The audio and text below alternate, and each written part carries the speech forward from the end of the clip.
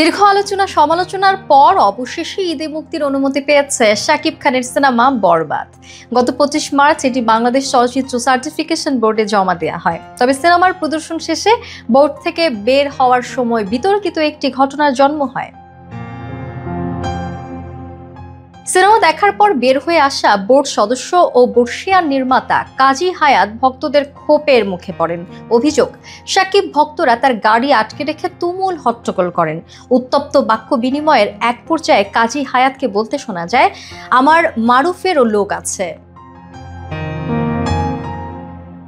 এই মন্তব্য ঘিরে সামাজিক মাধ্যমে বিভক্ত হয়ে পড়েন ভক্তরা। কেউ শাকিব খানের পক্ষ নিয়ে কাজী হায়াত ও তার ছেলে চিত্রনায়ক কাজী মারুফের সমালোচনা করেছেন, আবার কেউ নির্মাতার পক্ষে শাকিব ভক্তদের সংযত হওয়ার আহ্বান জানিয়েছেন।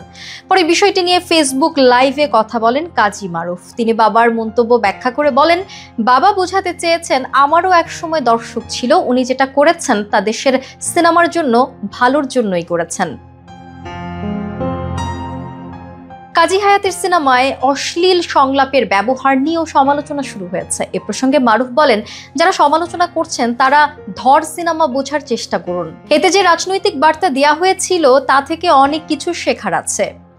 লাইভে মারুফ আরও দাবি করেন, তার ও শাকিব খানের সম্পর্ক নষ্ট করার জন্য অনেকে ইচ্ছাকৃতভাবে বিভ্রান্তি ছড়াচ্ছেন। তিনি বলেন, আমার শাকিবের সঙ্গে সম্পর্ক ভালো ছিল এবং আছে, এটাকে নষ্ট করতে দেবেন না।